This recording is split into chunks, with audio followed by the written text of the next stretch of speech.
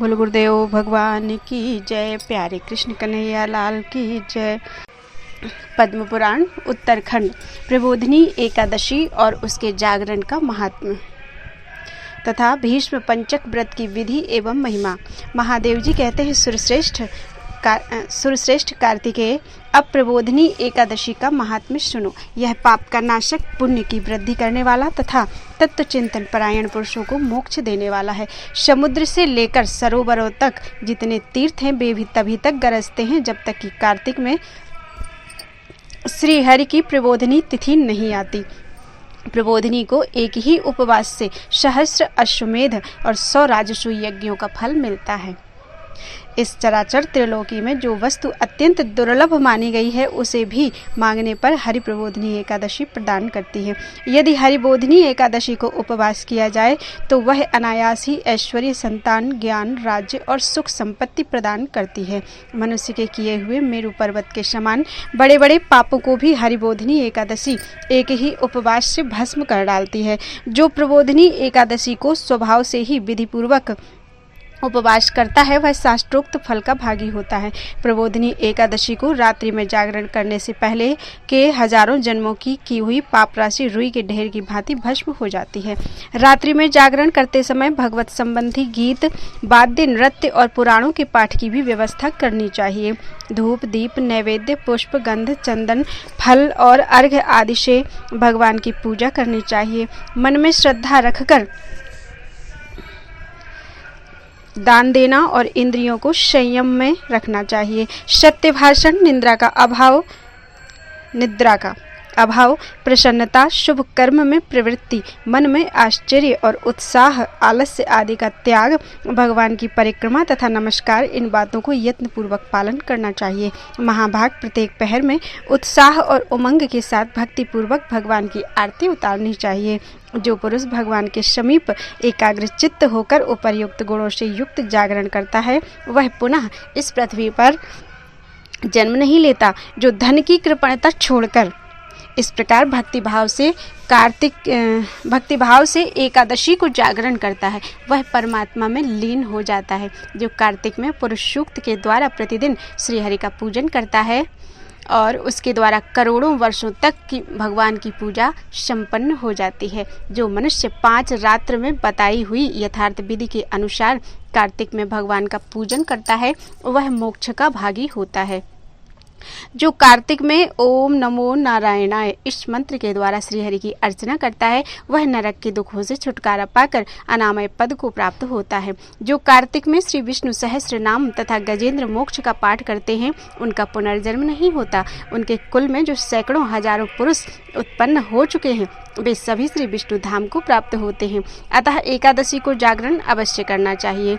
जो कार्तिक में रात्रि के पिछले पहर में भगवान के सामने स्तोत्र गान करता है वह अपने पितरों के साथ श्वेत द्वीप में निवास करता है। जो मनुष्य कार्तिक शुक्ल पक्ष में एकादशी का व्रत पूर्ण करके प्रातःकाल सुंदर कलश दान करता है वह श्री हरि के परम धाम को प्राप्त होता है। व्रतधारियों में श्रेष्ठ कार्तिकेय, अब मैं तुम्हें महान पुण्यदायक व्रत बताता हूँ। यह व्रत कार्तिक के अंतिम 5 दिनों में किया जाता है। इसे भीष्म जी ने भगवान वासुदेव से प्राप्त किया था, इसलिए यह व्रत भीष्म पंचक नाम से प्रसिद्ध है। भगवान केशव के सिवा दूसरा कौन ऐसा है जो इस व्रत के गुणों का यथावत वर्णन कर सके। वशिष्ठ, भृगु और गर्ग आदि मुनीश्वरों ने सतयुग के आदि में कार्तिक के शुक्ल पक्ष में इस पुरातन धर्म का अनुष्ठान किया था। राजा अम्बरीश भी त्रेता आदि युगों में इस व्रत का पालन किया था। ब्राह्मणों ने ब्रह्मचर्य पालन, जप तथा हवन कर्म आदि के द्वारा और क्षत्रियों एवं वैश्यों ने सत्य, शौच आदि के पालन पूर्वक इस व्रत का अनुष्ठान किया है। सत्यहीन मूढ़ मनुष्यों के लिए इस व्रत का अनुष्ठान असंभव है। जो इस व्रत को पूर्ण कर लेता है उसने मानो सब कुछ कर लिया। कार्तिक के शुक्ल पक्ष में एकादशी को विधि पूर्वक स्नान करके 5 दिनों का व्रत ग्रहण करें। व्रती पुरुष प्रातः स्नान के बाद मध्याह्न के समय भी नदी, झरने या पोखरी में जाकर शरीर में गोबर लगाकर विशेष रूप से स्नान करें। फिर चावल, जौ और तिलों के द्वारा क्रमशः ऋषियों, देवताओं और पितरों का तर्पण करें। मौन भाव से स्नान करके धुले हुए वस्त्र पहनकर दृढ़ता पूर्वक व्रत का पालन करें। ब्राह्मण को पंचरत्न दान दे।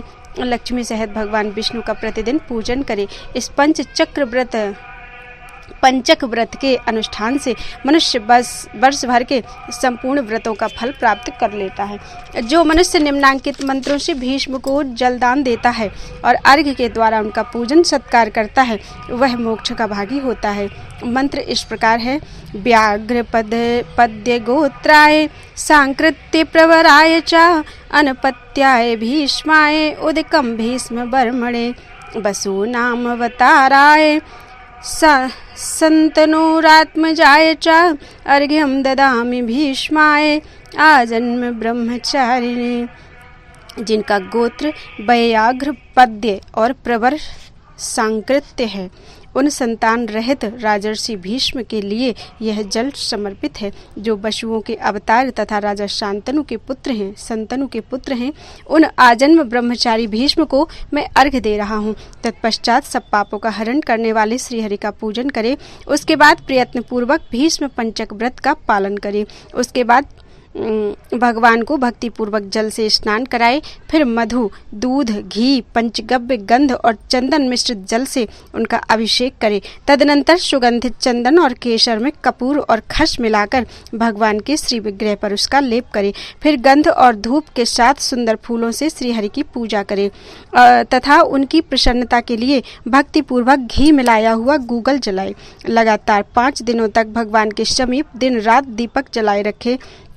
देवादिदेव श्री विष्णु को नैवेद्य के रूप में उत्तम अन्न निवेदन करें। इस प्रकार भगवान का स्मरण और उन्हें प्रणाम करके उनकी अर्चना करें। फिर ओम नमो भगवते वासुदेवाय इस मंत्र का 108 बार जप करें तथा उस षडाक्षर मंत्र के अंत में स्वाहा पद जोड़कर उसके उच्चारण पूर्वक घृत मिश्रित तिल, चावल और जौ आदि से अग्नि में हवन करें। सायंकाल में संध्या उपासना करके भगवान गरुड़ ध्वज को प्रणाम करें और पूर्ववत षडाक्षर मंत्र का जप करके व्रत पालन पूर्वक पृथ्वी पर शयन करें। इन सब विधियों का 5 दिनों तक पालन करते रहना चाहिए। एकादशी को सनातन भगवान ऋषिकेश का पूजन करके थोड़ा सा गोबर खाकर उपवास करें। फिर द्वादशी को व्रती पुरुष भूमि पर बैठकर मंत्रोच्चारण के साथ गोमूत्र पान करे। त्रयोदशी को दूध पीकर रहे। चतुर्दशी को दही भोजन करे। इस प्रकार शरीर की शुद्धि के लिए 4 दिनों का लंघन करके 5वें दिन स्नान के पश्चात विधि पूर्वक भगवान केशव की पूजा करें और भक्ति के साथ ब्राह्मणों को भोजन कराकर उन्हें दक्षिणा दे। पाप बुद्धि का परित्याग करके बुद्धिमान पुरुष ब्रह्मचर्य का पालन करे। शाकाहार से अथवा मुनियों के अन्न यानी तिन्नी के चावल से इस प्रकार शरीर निर्वाह करते हुए मनुष्य श्री कृष्ण के पूजन में संलग्न रहे। उसके बाद रात्रि में पंचगव्य पान करके पीछे अन्न भोजन करें। इस प्रकार भली भांति व्रत की पूर्ति करने से मनुष्य शास्त्रोक्त फल का भागी होता है। इस भीष्म व्रत का अनुष्ठान करने से मनुष्य परम पद को प्राप्त करता है। स्त्रियों को भी अपने स्वामी की आज्ञा लेकर इस धर्मवर्धक व्रत का अनुष्ठान करना चाहिए। विधवाएं भी मोक्ष सुख की वृद्धि, संपूर्ण कामनाओं की पूर्ति तथा पुण्य की प्राप्ति के लिए इस व्रत का पालन करें। भगवान विष्णु के चिंतन में लगे रहकर प्रतिदिन बलि वैष्णोदेव भी करना चाहिए। यह आरोग्य और पुत्र प्रदान करने वाला तथा महापातकों का नाश करने वाला है। एकादशी से लेकर पूर्णिमा तक का जो व्रत है वह इस पृथ्वी पर भीष्म पंचक के नाम से विख्यात है। भोजन परायण पुरुष के लिए इस व्रत का निषेध है। इस व्रत का पालन करने पर भगवान विष्णु शुभ फल प्रदान करते हैं। महादेव जी कहते हैं, यह मोक्षदायक शास्त्र अनधिकारी पुरुषों के सामने प्रकाशित करने योग्य नहीं है। जो मनुष्य इसका श्रवण करता है वह मोक्ष को प्राप्त होता है। कार्तिकेय इस व्रत को यत्न पूर्वक गुप्त रखना चाहिए। जो त्यागी मनुष्य हैं वे भी यदि इस व्रत का अनुष्ठान करें तो उनके पुण्य को बतलाने में मैं असमर्थ हूँ। इस प्रकार कार्तिक मास का जो कुछ भी फल है वह सब मैंने बतला दिया। भगवान श्री कृष्ण कहते हैं, देवदेव भगवान शंकर ने पुत्र की मंगल कामना से यह व्रत उसे बताया था। पिता के वचन सुनकर कार्तिकेय आनंद मग्न हो गए। जो मनुष्य भक्ति पूर्वक इस कार्तिक महात्मा का पाठ करता है, सुनता है और सुनकर हृदय में धारण करता है, वह सब पापों से मुक्त होकर भगवान विष्णु के लोक में जाता है। इस महात्मा का श्रवण करने मात्र से ही धन धान्य, यश, पुत्र, आयु और आरोग्य की प्राप्ति हो जाती है। बोलो वृंदावन बिहारी लाल की जय। भक्ति का स्वरूप, शालिग्राम शिला की महिमा तथा वैष्णव पुरुषों का महात्म्य। श्री पार्वती ने पूछा, प्रभु विश्वेश्वर, श्रेष्ठ भक्ति का क्या स्वरूप है जिसके जानने मात्र से मनुष्यों को सुख प्राप्त होता है। महादेव जी बोले, देवी भक्ति 3 प्रकार की बताई गई है, सात्विकी, राजसी और तामसी। इनमें सात्विकी उत्तम, राजसी मध्यम और तामसी कनिष्ठ है। मोक्ष रूप फल की इच्छा रखने वाले पुरुषों को श्री हरि की उत्तम भक्ति करनी चाहिए। अहंकार को लेकर या दूसरों को दिखाने के लिए अथवा ईर्ष्यावश या दूसरों का संहार करने की इच्छा से जो किसी देवता की भक्ति की जाती है वह तामसी बताए गए हैं। जो विषयों की इच्छा रखकर अथवा यश और ऐश्वर्य की प्राप्ति के लिए भगवान की पूजा करता है उसकी भक्ति राजसी मानी गई है। ज्ञानपरायण ब्राह्मणों को कर्म बंधन का नाश करने के लिए श्री विष्णु के प्रति आत्मसमर्पण की बुद्धि करनी चाहिए, यह सात्विकी बुद्धि है, भक्ति है। अतः देवी सदा सब प्रकार से श्री हरि का सेवन करना चाहिए।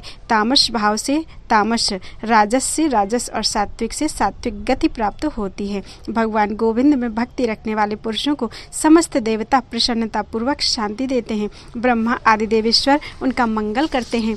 प्रधान मुनीश्वर उन्हें कल्याण प्रदान करते हैं। जो भगवान गोविंद में भक्ति रखते हैं उनके लिए भूत पिशाचों सहित समस्त ग्रह शुभ हो जाते हैं। ब्रह्मा आदि देवता उन पर प्रसन्न होते हैं तथा उनके घरों में लक्ष्मी सदा स्थिर रहती है। भगवान गोविंद में भक्ति रखने वाले मानवों के शरीर में सदा गंगा, गया, नैमिषारण्य, काशी, प्रयाग और कुरुक्षेत्र आदि तीर्थ निवास करते हैं। इस प्रकार विद्वान पुरुष भगवती लक्ष्मी सहित भगवान विष्णु की आराधना करे। जो ऐसा करता है वह ब्राह्मण सदा कृतकृत्य होता है, इसमें तनिक भी संदेह नहीं है। पार्वती क्षत्रिय, वैश्य अथवा शूद्र ही क्यों ना हो, जो भगवान विष्णु की विशेष रूप से भक्ति करता है वह निसंदेह मुक्त हो जाता है। पार्वती जी ने पूछा, सुरेश्वर, इस पृथ्वी पर शालिग्राम शिला की विशुद्ध मूर्तियां बहुत सी हैं, उनमें से कितनी मूर्तियों को पूजन में ग्रहण करना चाहिए? महादेव जी बोले, देवी जहाँ शालिग्राम शिला की कल्याणमयी मूर्ति सदा विराजमान रहती है उस घर को वेदों में सब तीर्थों से श्रेष्ठ बताया गया है। ब्राह्मणों को 5, क्षत्रियों को 4, वैश्य को 3, शूद्रों को 1 ही शालिग्राम मूर्ति का यत्न पूर्वक पूजन करना चाहिए। ऐसा करने से वे श्लोक में समस्त भोगों का उपभोग करके अंत में भगवान विष्णु के सनातन धाम को जाते हैं। यह शालिग्राम शिला भगवान की सबसे बड़ी मूर्ति है जो पूजन करने पर सदा पापों का अपहरण करने वाली और मोक्ष रूपी फल देने वाली है। जहाँ शालिग्राम शिला विराजती है वहाँ गंगा, यमुना, गोदावरी और सरस्वती सभी तीर्थ निवास करते हैं, इसमें तनिक भी संदेह नहीं है। अतः मुक्ति की इच्छा रखने वाले पुरुषों को इसका भली भांति पूजन करना चाहिए। देवेश्वरी, जो भक्ति भाव से जनार्दन का पूजन करते हैं उनके दर्शन मात्र से ब्रह्म हत्यारा भी शुद्ध हो जाता है। पितर सदा यही बातचीत किया करते हैं कि हमारे कुल में वैष्णव पुत्र उत्पन्न हो जो हमारा उद्धार करके हमें विष्णु धाम में पहुंचा सके। वही दिवस धन्य है जिसमें भगवान विष्णु का पूजन किया जाए और उसी पुरुष की माता, बंधु बांधव तथा पिता धन्य है जो विष्णु की अर्चना करता है। जो लोग भगवान विष्णु की भक्ति में तत्पर रहते हैं उन सबको परम धन्य समझना चाहिए। वैष्णव पुरुषों के दर्शन मात्र से जितने भी उपपातक और महापातक हैं उन सब का नाश हो जाता है। भगवान विष्णु की पूजा में संलग्न रहने वाले मनुष्य अग्नि की भांति तेजस्वी प्रतीत होते हैं। वे मेघों के आवरण से उन्मुक्त चंद्रमा की भांति सब पापों से मुक्त हो जाते हैं। वैष्णवों के पूजन से बड़े बड़े पाप नष्ट हो जाते हैं। आर्द्र यानी स्वेच्छा से किया हुआ पाप, शुष्क यानी अनिच्छा से किया हुआ पाप, लघु और स्थूल मन, वाणी तथा शरीर द्वारा किया हुआ, प्रमाद से होने वाला तथा जानकर या अनजान में किया हुआ जो पाप है वह सब वैष्णवों के साथ वार्तालाप करने से नष्ट हो जाता है। साधु पुरुषों के दर्शन से पापहीन पुरुष स्वर्ग को जाते हैं और पापिष्ठ मनुष्य पाप से रहित शुद्ध हो जाते हैं। यह बिल्कुल सत्य बात है। भगवान विष्णु का भक्त पवित्र को भी पवित्र बनाने वाला तथा संसार रूपी कीचड़ के दाग को धो डालने में दक्ष होता है, इसमें तनिक भी संदेह नहीं है। जो विष्णु भक्त प्रतिदिन भगवान मधुसूदन का स्मरण करते हैं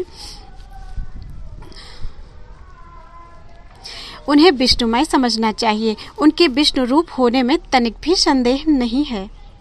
भगवान के श्री विग्रह का वर्ण नूतन मेघों के नील घटा के समान श्याम एवं सुंदर है। वे नेत्र कमल के नेत्र कमल के समान विकसित एवं विशाल हैं। वे अपने हाथों में शंख, चक्र, गदा और पद्म धारण किए हुए हैं। शरीर पर पीताम्बर शोभा पा रहा है। वक्षस्थल कौस्तुभ मणि से दीप्यमान है। श्रीहरि गले में बनमाला धारण किए हुए हैं। कुंडलों की दिव्य ज्योति से उनके कपोल और मुख की कांति बहुत बढ़ गई है। किरीट से मस्तक सुशोभित है और कलाइयों में कंगन, बाहों में भुजबंद और चरणों में नूपुर शोभा दे रहे हैं। मुख कमल प्रसन्नता से खिला हुआ है। 4 भुजाएं हैं और साथ में भगवती लक्ष्मी जी विराजमान हैं। पार्वती जो ब्राह्मण भक्ति भाव से युक्त होकर इस प्रकार श्री विष्णु का ध्यान करते हैं, वे साक्षात विष्णु के स्वरूप हैं। वे ही वास्तव में वैष्णव हैं, इसमें तनिक भी संदेह नहीं है। देवेश्वरी उनका दर्शन मात्र करने से, उनमें भक्ति रखने से, उन्हें भोजन कराने से तथा उनकी पूजा करने से निश्चय ही वैकुंठ धाम की प्राप्ति होती है। बोल वृंदावन बिहारी लाल की जय। भगवत स्मरण का प्रकार, भक्ति की महत्ता, भगवत तत्व का ज्ञान, प्रारब्ध कर्म की प्रबलता तथा भक्ति योग का उत्कर्ष। श्री पार्वती जी ने पूछा, प्रभु अविनाशी भगवान वासुदेव का स्मरण कैसे करना चाहिए? महादेव जी बोले, देवेश्वरी मैं वास्तविक रूप से भगवान के स्वरूप का साक्षात्कार करके निरंतर उनका स्मरण करता रहता हूँ। जैसे प्यासा मनुष्य बड़ी व्याकुलता के साथ पानी की याद करता है, उसी प्रकार मैं भी आकुल होकर श्री विष्णु जी का स्मरण करता हूँ। जिस प्रकार सर्दी का सताया हुआ संसार अग्नि का स्मरण करता है, वैसे ही देवता, पितर, ऋषि और मनुष्य निरंतर भगवान विष्णु का चिंतन करते रहते हैं। जैसे पतिव्रता नारी सदा पति की याद किया करती है और भय से आतुर मनुष्य किसी निर्भय आश्रय को खोजता फिरता है, धन का लोभी जैसे धन का चिंतन करता है और पुत्र की इच्छा रखने वाला मनुष्य जैसे पुत्र के लिए लालायित रहता है, उसी प्रकार मैं भी श्री विष्णु जी का स्मरण करता हूँ। जैसे हंस मानसरोवर को, ऋषि भगवान के स्मरण को, वैष्णव भक्ति को, पशु हरी हरी घास को और साधु पुरुष धर्म को चाहते हैं, वैसे ही मैं श्री विष्णु जी का चिंतन करता रहता हूँ। जैसे समस्त प्राणियों को आत्मा का आश्रयभूत शरीर प्रिय है, जिस प्रकार जीव अधिक आयु की अभिलाषा रखते हैं, जैसे भ्रमर पुष्प को, चक्रवाक सूर्य को और परमात्मा के प्रेमी जन भक्ति को चाहते हैं, उसी प्रकार मैं भी श्री विष्णु का स्मरण करता हूँ। जैसे अंधकार से घबराए हुए लोग दीपक चाहते हैं, उसी प्रकार साधु पुरुष इस जगत में केवल भगवान के स्मरण की इच्छा रखते हैं। जैसे थके मादे मनुष्य विश्राम की, रोगी निद्रा और आलस्यहीन पुरुष विद्या चाहते हैं, उसी प्रकार मैं भी श्री विष्णु का स्मरण करता हूँ।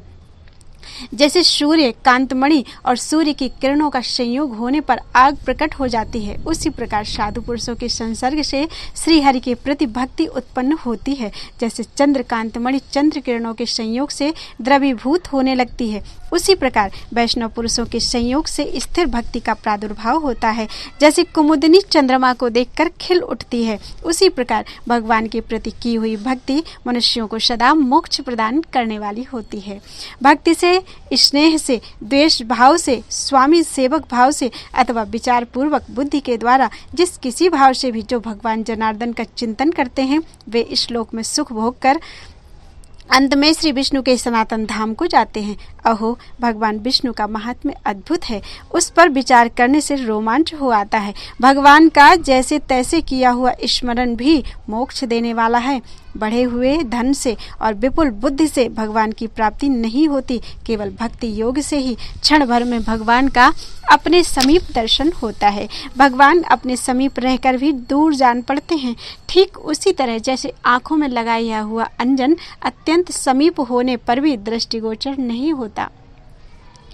भक्ति योग के प्रभाव से भक्त पुरुषों को सनातन परमात्मा का प्रत्यक्ष दर्शन होता है। भगवान की माया से मोहित पुरुष यह तत्व है, यह तत्व है, यूं कहते हुए संशय में ही पड़े रह जाते हैं। जब भक्ति तत्व प्राप्त होता है, तभी विष्णु रूप तत्व की उपलब्धि होती है। सुंदरी, मेरी बात सुनो। इंद्र आदि देवताओं ने सुख के लिए अमृत प्राप्त किया था, तथापि वे विष्णु भक्ति के बिना दुखी ही रह गए।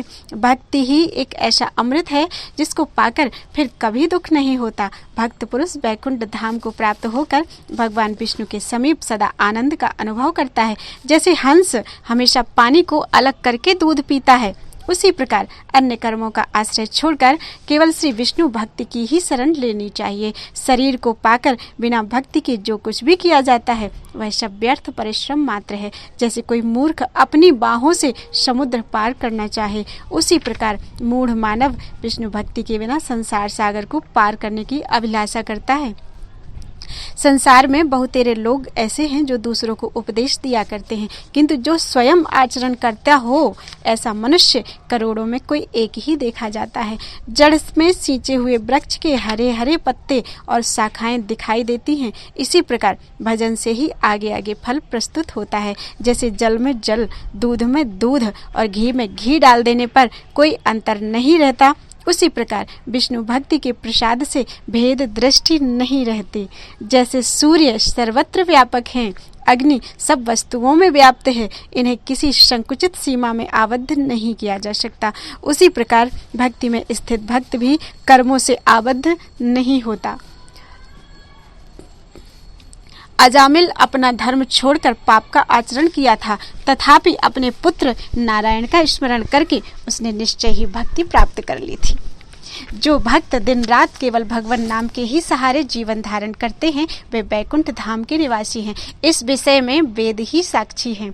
अश्वमेध आदि यज्ञों का फल स्वर्ग में भी देखा जाता है। उन यज्ञों का पूरा पूरा फल भोग कर मनुष्य पुनः स्वर्ग से नीचे गिर जाते हैं, परंतु जो भगवान विष्णु के भक्त हैं वे अनेक प्रकार के भोगों का उपभोग करके इस प्रकार नीचे नहीं गिरते। बैकुंठ धाम में पहुंच जाने पर उनका पुनरागमन नहीं होता। जिसने भगवान विष्णु की भक्ति की है वह सदा विष्णु धाम में ही निवास करता है। विष्णु भक्ति के प्रसाद से उसका कभी अंत नहीं देखा गया है। मेढक जल में रहता है और भंवरा वन में, परंतु कुमुदिनी की गंध का ज्ञान भंवरे को ही होता है, मेढक को नहीं। इसी प्रकार भक्त अपनी भक्ति के प्रभाव से श्री हरि के तत्व को जान लेता है। कुछ लोग गंगा के किनारे निवास करते हैं और कुछ गंगा से 100 योजन दूर, किंतु गंगा का प्रभाव कोई कोई ही जानता है। इसी प्रकार कोई उत्तम पुरुष ही श्री विष्णु भक्ति को उपलब्ध कर पाता है। जैसे ऊंट प्रतिदिन कपूर और अरगजे का बोझ ढोता है, किंतु उनके भीतर की सुगंध को नहीं जानता, उसी प्रकार जो भगवान विष्णु की भक्ति से विमुख हैं वे भक्ति के महत्व को नहीं जान पाते। कस्तूरी की सुगंध को ग्रहण करने की इच्छा वाले मृग साल वृक्ष को सूंघा करते हैं। उनकी नाभि में ही कस्तूरी की गंध है, इस बात को वे नहीं जानते। इसी प्रकार भगवान विष्णु से विमुख मनुष्य अपने भीतर ही विराजमान भगवान तत्व को अनुभव नहीं कर पाते। पार्वती जैसे मूर्खों को उपदेश देना व्यर्थ है, उसी प्रकार जो दूसरों के भक्त हैं उनके लिए विष्णु भक्ति का उपदेश निरर्थक है। जैसे अंधे मनुष्य आँख न होने के कारण पास ही रखे हुए दीपक तथा दर्पण को नहीं देख पाते, उसी प्रकार बहिर्मुख यानी विषयासक्त पुरुष, विषयासक्त मानव अपने अंतःकरण में विराजमान श्री विष्णु को नहीं देख पाते। जैसे अग्नि धूम से, दर्पण मैल से और गर्भ जेड से ढका रहता है, झिल्ली से ढका रहता है, उसी प्रकार भगवान श्री कृष्ण इस शरीर के भीतर छिपे हुए हैं। गिरिराज कुमारी जैसे दूध में घी और तिल में तेल सदा मौजूद रहता है, वैसे ही इस चराचर जगत में भगवान विष्णु सर्वदा व्यापक हैं।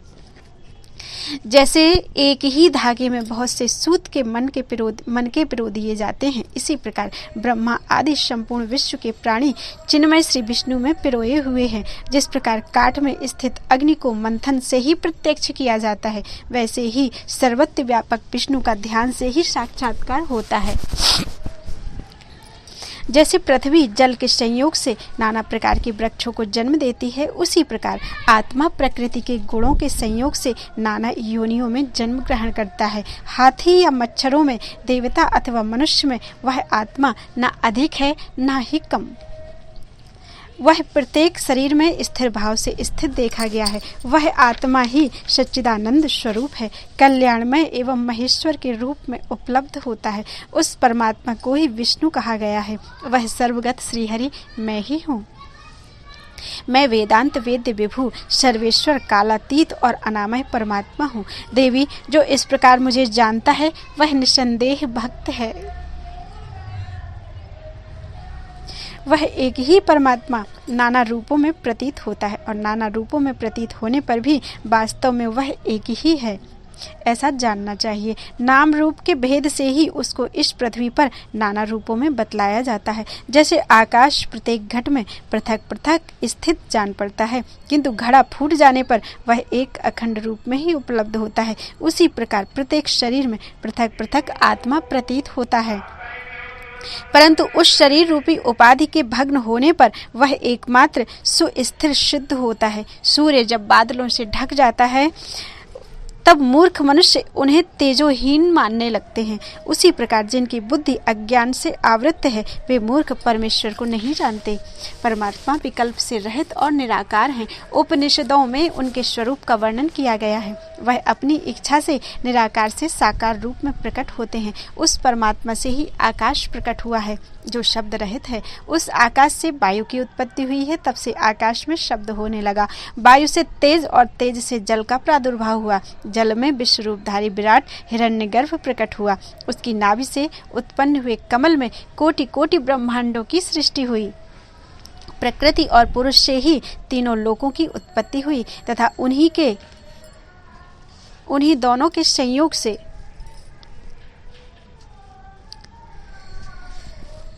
पांचों तत्वों का परस्पर योग हुआ। भगवान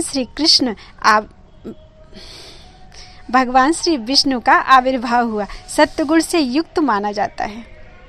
भगवान श्री विष्णु का आविर्भाव सत्वगुण से युक्त माना गया है। अविनाशी भगवान विष्णु इस संसार में सदा व्यापक रूप से विराजमान रहते हैं। इस प्रकार सर्वगत विष्णु इसके आदि मध्य और अंत में स्थित रहते हैं।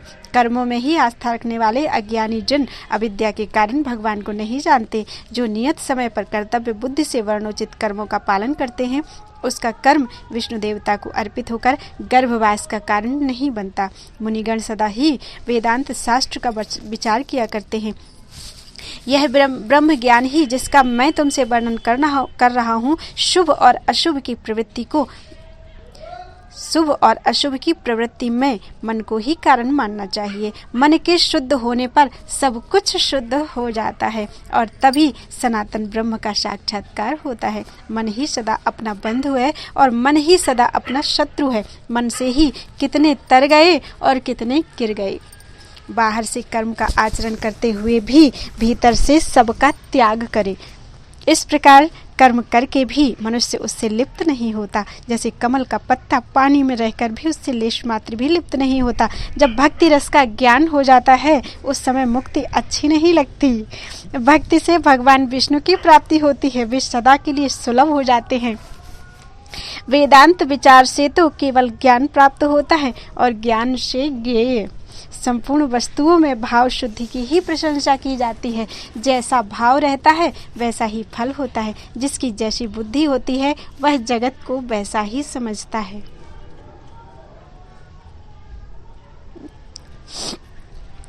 वैकुंठनाथ को छोड़कर भक्त पुरुष दूसरे मार्ग में कैसे रम सकेगा। भक्तिहीन होकर चारों वेदों के पढ़ने से क्या लाभ। भक्ति युक्त चांडाल ही क्यों ना हो, वह देवताओं द्वारा भी पूजित होता है। जिस समय श्री हरि के स्मरण जनित प्रसन्नता से शरीर में रोमांच हो जाए और नेत्रों से आनंद के आंसू बहने लगे उस समय मुक्ति दासी बन जाती है। वाणी द्वारा किए हुए पाप का भगवान के कीर्तन से और मन द्वारा किए हुए पाप का उनके स्मरण से नाश हो जाता है। ब्रह्मा जी ने संपूर्ण वर्णों को उत्पन्न किया और उन्हें अपने अपने धर्म में लगा दिया। अपने धर्म के पालन से प्राप्त हुआ धन शुक्ल द्रव्य अर्थात विशुद्ध धन कहलाता है। शुद्ध धन से श्रद्धा पूर्वक जो दान दिया जाता है उसमें थोड़े से दान से भी महान पुण्य होता है। उस पुण्य की कोई गणना नहीं हो सकती। नीच पुरुषों के संग से जो धन आता है उस धन से मनुष्य के द्वारा जो दान किया जाता है उसका कुछ भी फल नहीं होता। जो इंद्रियों को सुख देने की इच्छा से ही कर्म करता है वह ज्ञान दुर्बल मूढ़ पुरुष अपने कर्म के अनुसार योनि में जन्म लेता है। मनुष्य इस लोक में जो कर्म करता है उसे परलोक में भोगना पड़ता है। पुण्य कर्म करने वाले पुरुष को निश्चय ही कभी दुख नहीं होता। यदि पुण्य करते समय शरीर में कोई कष्ट हो तो उसे पूर्व जन्म में किए हुए कर्म का फल समझकर दुख नहीं मानना चाहिए। पापाचारी पुरुष को सदा दुख ही दुख मिलता है। यदि उस समय उसे कुछ सुख प्राप्त हुआ हो तो उसे पूर्व कर्म का फल समझना चाहिए। और उस पर हर्ष से फूल नहीं उठना चाहिए। जैसे स्वामी रस्सी में बंधे हुए पशु को अपनी इच्छा के अनुसार इधर उधर ले जाया करता है, उसी प्रकार कर्म बंधन में बंधा हुआ जीव सुख और दुख की अवस्था में ले जाया जाता है। प्रारब्ध कर्म से बंधा हुआ जीव अपने बंधन को दूर करने में समर्थ नहीं होता। देवता और ऋषि भी कर्मों से बंधे हुए हैं। कैलाश पर्वत पर मुझ महादेव के शरीर में स्थित सर्प भी विष के ही भागी होते हैं, क्योंकि कर्म के अनुसार प्राप्त हुई योनि बड़ी ही प्रबल है। विद्वान पुरुष कहते हैं कि सूर्य सुंदर शरीर प्रदान करने वाले हैं, परंतु उनके ही रथ का सारथी पंगु है। वास्तव में कर्मयोनि बड़ी ही प्रबल है। पूर्व काल में भगवान विष्णु के द्वारा निर्मित संपूर्ण जगत कर्म के अधीन है और वह कर्म श्री केशव के अधीन है। श्री राम नाम के जप से उसका नाश हो जाता है। कोई देवताओं की प्रशंसा करते हैं, कोई औषधियों की महिमा के गीत गाते हैं, कोई मंत्र और कोई उसके द्वारा प्राप्त सिद्धि की महत्ता बतलाते हैं, और कोई बुद्धि, पराक्रम, उद्यम, साहस, धैर्य, नीति और बल का बखान करते हैं, परंतु मैं कर्म की प्रशंसा करता हूँ, क्योंकि सब लोग कर्म के ही पीछे चलने वाले हैं। यह मेरा निश्चित विचार है तथा पूर्व काल के विद्वानों ने भी इसका समर्थन किया है। कुछ लोग क्रोध में आकर सर्वस्व त्याग देते हैं, कोई अभाववश सब कुछ छोड़ते हैं तथा कुछ लोग बड़े कष्ट से सबका त्याग करते हैं। ये सभी त्याग मध्यम श्रेणी के हैं। अपनी बुद्धि से खूब सोच विचार कर और क्रोध आदि के वशीभूत ना होकर श्रद्धा पूर्वक त्याग करना चाहिए। जो लोग इस प्रकार सर्वस्व का त्याग करते हैं, उन्हीं का त्याग उत्तम माना गया है। योगाभ्यास में तत्पर हुआ मनुष्य यदि उसमें पूर्णता ना प्राप्त कर सके अथवा प्रारब्ध कर्म की प्रेरणा से वह साधन से विचलित हो जाए, तो भी वह उत्तम गति को ही प्राप्त होता है। योग भ्रष्ट पुरुष पवित्र आचरण वाले श्रीमानों के घर में जन्म लेता है अथवा ज्ञानवान योगियों के यहाँ द्विज कुल में जन्म ग्रहण करता है तथा वहाँ थोड़ी ही समय में पूर्ण योग सिद्धि प्राप्त कर लेता है। तत्पश्चात वह योग एवं भक्ति के प्रसाद से चिदानंदमय पद को प्राप्त होता है। जैसे कीचड़ से कीचड़ और रक्त से रक्त को नहीं धोया जा सकता, उसी प्रकार हिंसा प्रधान यज्ञ कर्म से कर्म जनित मल कैसे धोया जा सकता है। हिंसा युक्त कर्ममय सकाम यज्ञ कर्म बंधन का नाश करने में कैसे समर्थ हो सकता है। स्वर्ग की कामना से किए हुए यज्ञ स्वर्ग लोक में अल्प सुख प्रदान करने वाले होते हैं। कर्म जनित सुख अधिक मात्रा में हो तो भी वे अनित्य ही होते हैं, उनमें नित्य सुख है ही नहीं। भगवान श्री हरि की भक्ति के बिना कहीं भी नित्य सुख नहीं मिलता। जो भगवान सृष्टि करते हैं वे ही संहारकारी और पालक कहलाते हैं। भगवान श्री कृष्ण, मैं सैकड़ों अपराधों से युक्त हूँ, मुझे यहाँ से अपने परम धाम में ले चलिए। मुझ अपराधी पर कृपा कीजिए। आपने व्याध को मोक्ष दिया है, कुब्जा को उतारा है, मुझ पर भी कृपा दृष्टि कीजिए। योगी जन सदा आपकी महिमा का गान करते हैं। आप परमात्मा जनार्दन अविनाशी पुरुष और लक्ष्मी से संपन्न हैं। आपका दर्शन करके कितने ही भक्त आपके परम पद को प्राप्त हो गए हैं। जो लोग इस दिव्य विष्णु स्मरण का प्रतिदिन पाठ करते हैं, वे सब पापों से मुक्त होकर श्री विष्णु के सनातन धाम में जाते हैं। जो भगवान विष्णु के समीप भक्ति भाव से भावित बुद्धि द्वारा इसका पाठ करते हैं, वे इस लोक में सुख भोग कर अंत में परम पद को प्राप्त होते हैं। बोल वृंदावन बिहारी लाल की जय। पुष्कर आदि तीर्थों का वर्णन।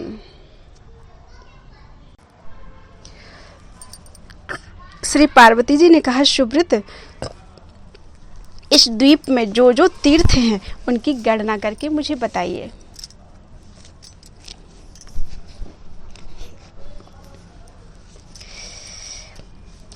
श्री महादेव जी बोले, सुरेश्वरी, इस द्वीप में सबके क्लेशों का नाश करने वाले महान देवता भगवान केशव ही तीर्थ रूप से विराजमान हैं। देवी, अब मैं तुम्हारे लिए उन तीर्थों का वर्णन करता हूँ। पहला पुष्कर तीर्थ है, जो सब तीर्थों में श्रेष्ठ और शुभ कारक है। दूसरा क्षेत्र काशीपुरी है, जो मुक्ति प्रदान करने वाली है। तीसरा नैमिष क्षेत्र है, जिसे ऋषियों ने परम पावन माना है। चौथा प्रयाग तीर्थ है, जो सब तीर्थों में उत्तम माना गया है। 5वां कामुक तीर्थ है जिसकी उत्पत्ति गंधमादन पर्वत पर बताई गई है। 6ठा मानसरोवर तीर्थ है जो देवताओं को भी अत्यंत रमणीय प्रतीत होता है। 7वां विश्वकाय तीर्थ है, उसकी स्थिति कल्याणमय अंबर पर्वत पर बताई गई है। 8वां गौतम नामक तीर्थ है जिसकी स्थापना पूर्व काल में मंदराचल पर्वत पर हुई थी। 9वां मदोत्कट तथा 10वां रथ चैत्रक तीर्थ है। 11वां कान्यकुब्ज तीर्थ है जहां भगवान वामन विराज रहे हैं। 12वां मलयज तीर्थ है। इसके बाद कुब्जाम्रक, विश्वेश्वर, गिरिकर्ण, केदार और गतिदायक तीर्थ है। हिमालय के पृष्ठभाग में ब्राह्म तीर्थ, गोकर्ण में गोपक, हिमालय पर स्थानेश्वर, बिल्वक में बिल्वपत्रक, श्रीशैल में माधव तीर्थ, भद्रेश्वर में भद्र तीर्थ, बाराह क्षेत्र में विजय तीर्थ, वैष्णव गिरी पर वैष्णव तीर्थ, रुद्रकोट में रुद्र तीर्थ, कालंजर पर्वत पर पितृ तीर्थ, कंपिल में काम्पिल तीर्थ, मुकुट में करकोटक, गंडकी में शालग्रामोद्भव तीर्थ, नर्मदा में शिव तीर्थ, मायापुरी में विश्वरूप तीर्थ, उत्पलाक्ष में सहस्राक्ष तीर्थ, रैवतक पर्वत पर जात तीर्थ, गया में पितृ तीर्थ और विष्णु पादोद्भव तीर्थ, विपाशा यानी व्यास में विपाप, पुंड्रवर्धन में पाटल, सुपार्श्व में नारायण, त्रिकूट में विष्णु मंदिर, विपुल में विपुल, मलयाचल में कल्याण, कोटि तीर्थ में कौरव, गंधमादन में सुगंध, कुब्जांक में त्रिसंध्य, गंगाद्वार में हरिप्रिय, विंध्य प्रदेश में शैल तीर्थ, बद्रिकाश्रम में शुभ सारस्वत तीर्थ, कालिंदी में कालरूप, सह्य पर्वत पर सहायक और चंद्र प्रदेश में चंद्र तीर्थ है। महाकाल में महेश्वर तीर्थ, विंध्य पर्वत की कंदरा में अभय पद और अमृत नामक तीर्थ, मंडप में विश्वरूप तीर्थ, ईश्वरपुर में स्वाहा तीर्थ, प्रचंडा में वैगलेय तीर्थ, अमरकंटक में चंडी तीर्थ, प्रभास क्षेत्र में सोमेश्वर तीर्थ, सरस्वती में पारावत, तट पर देवमात्र तीर्थ, महापद्म में महालय तीर्थ, पयोष्णी में पिंगलेश्वर, सिंहिका तथा सौरभ में रवि तीर्थ, कृतिका क्षेत्र में कार्तिक तीर्थ, शंकरगिरी पर शंकर तीर्थ, सुभद्रा और समुद्र के संगम पर दिव्य उत्पल तीर्थ, विष्णु पर्वत पर गणपति तीर्थ, जालंधर में विश्वमुख तीर्थ, तार एवं विष्णु पर्वत पर तारक तीर्थ, देवदारू वन में पौंड्र तीर्थ, काश्मीर मंडल में पौष्क तीर्थ, हिमालय पर भौम, हिम, तुष्टिक और पौष्टिक तीर्थ, मायापुर में कपाल मोचन तीर्थ, शंखोद्धार में शंखधारक देव, पिंड में पिंडन, सिद्धि में वैखानस और अच्छोद सरोवर पर विष्णुकाम तीर्थ है जो धर्म, अर्थ, काम और मोक्ष को देने वाला है। उत्तरकूल में औषध्य तीर्थ, कुशदीप में कुशोदक तीर्थ, हेमकूट में मनमत तीर्थ, कुमुद में सत्यवादन तीर्थ, वदंती में आश्वमक तीर्थ, विंध्य पर्वत पर वैमात्रक तीर्थ और चित्त में ब्रह्ममय तीर्थ है जो सब तीर्थों में पावन माना गया है। चित्त में ब्रह्ममय तीर्थ जो सब तीर्थों में पावन माना गया है। सुंदरी, इन सब तीर्थों में उत्तम तीर्थ का वर्णन सुनो। भगवान विष्णु के नाम की समता करने वाला कोई तीर्थ ना तो हुआ है और ना होगा। भगवान केशव की कृपा से उनका नाम लेने मात्र से ब्रह्म हत्यारा, सुवर्ण चुराने वाला, बाल घाती और गो हत्या करने वाला पुरुष भी पाप मुक्त हो जाता है। कलयुग में द्वारिकापुरी परम रमणीय है और वहाँ के देवता भगवान श्री कृष्ण परम धन्य हैं। जो मनुष्य वहाँ जाकर दर्शन करते हैं उन्हें अविचल मुक्ति प्राप्त होती है। महादेवी, ऐसे परम धन्य देवता सर्वेश्वर प्रभु श्री विष्णु भगवान का मैं निरंतर चिंतन करता रहता हूँ। इस प्रकार यहाँ अनेक तीर्थों का नामोल्लेख किया गया है। जो इनका जप करता है अथवा इन्हें सुनता है वह सब पापों से मुक्त हो जाता है। जो इन तीर्थों में स्नान करके पापहारी भगवान नारायण का दर्शन करता है वह सब पापों से मुक्त हो जाता है, भगवान विष्णु के सनातन धाम को जाता है। जगन्नाथपुरी महान तीर्थ है, वह सब लोगों को पवित्र करने वाली मानी गई है। जो श्रेष्ठ मानव वहाँ की यात्रा करते हैं वे परम गति को प्राप्त होते हैं। जो श्राद्ध कर्म में इन परम पवित्र तीर्थों के नाम सुनाता है वह इस श्लोक में सुख भोग कर अंत में भगवान विष्णु के सनातन धाम को जाता है। गोदान, श्राद्ध दान अथवा देव पूजा के समय प्रतिदिन जो विद्वान इसका पाठ करता है वह परमात्मा को प्राप्त होता है। बोलो वृंदावन बिहारी लाल की जय।